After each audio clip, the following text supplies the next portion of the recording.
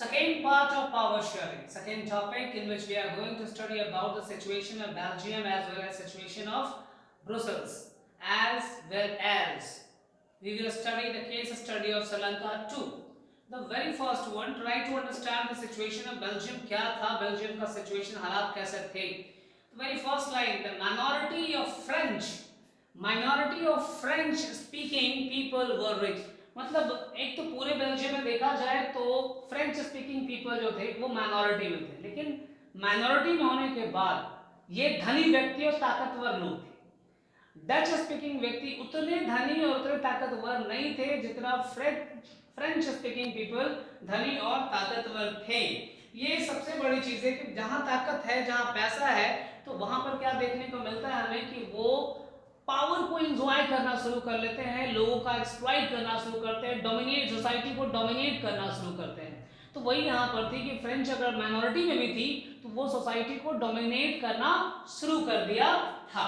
ये एक जो है पहला समस्या है पावर बेल्जियम के साथ।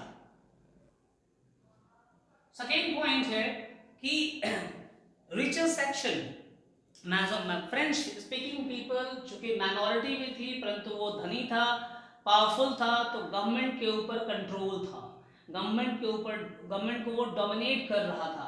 ठीक है, जिसके वजह से जो कोई भी पॉलिसी बेल्जियम की सरकार बनाती थी वो सारी पॉलिसीज जो हैं, प्लान्स जो हैं, अमीरों के हिसाब से बनाए जाते थे।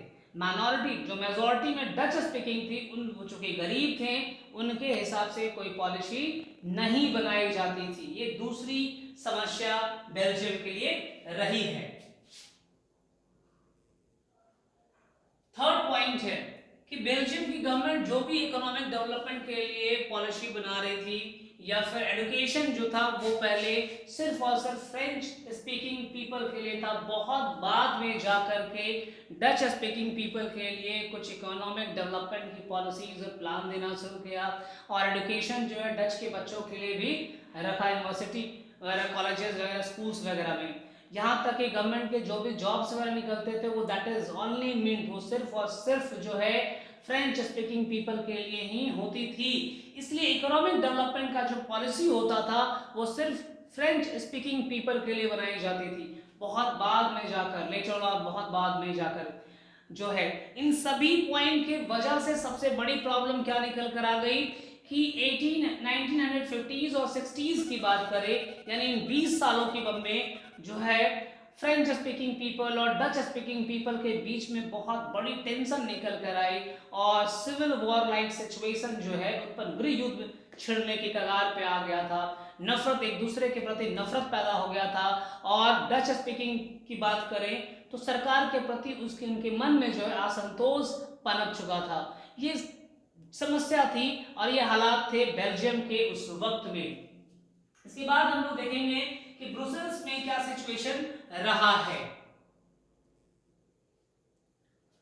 ब्रुसेल्स, जैसा कि आप सभी जानते हैं कि ब्रुसेल्स जो है बेल्जियम की राजधानी थी। अगर बेल्जियम की बात करें तो डच स्पीकिंग पीपल जो है मेजॉरिटी में था, लेकिन फिर भी ये धनी ग्रुप नहीं था, ताकतवर नहीं था, तो इनका डोमिनेशन, एक्सप्लॉइटेशन हो रहा था ओवरऑल। लेकिन अगर ब्रुसेल्स में इनकी पॉपुलेशन होती, मेजॉरिटी में वहां पर भी होते, तो शायद कुछ और परिणाम होते और शायद सरकार जो है इनके लिए भी, वहां की गवर्नमेंट जो है इन डच स्पीकिंग के लिए भी कुछ ना कुछ पॉलिसीज बनाती है। लेकिन कैपिटल रीजन जो ब्रुसेल्स थी वहां पर भी अलग कहानी नजर आई, जहां पर बेल्जियम में डच स्पीकिंग पीपल जो है मेजॉरिटी में थी, वहीं कैपिटल सिटी ब्रुसेल्स में डच स्पीकिंग पीपल माइनॉरिटी में थी। तो सेंटर, राजधानी थी वो, और वहां पर भी ये कमजोर हो गए, जिसका खामियाजा इन्हें और भी भुगतना पड़ा। तो एक्यूट, बहुत ब्रुसेल्स की कहानी जो है और भी एक्यूट दिखती है ओवरऑल बेल्जियम की बात को देखें तो वहां पर ब्रुसेल्स में भी जो है जो अमीर लोग थे, फ्रेंच स्पीकिंग लोग थे, वो डोमिनेट कर रहे थे और डच की शोषण किया जा रहा था। गवर्नमेंट भी उसी के अनुसार, फ्रेंच स्पीकिंग पीपल के अनुसार ही रेस्पॉन्ड कर रही थी।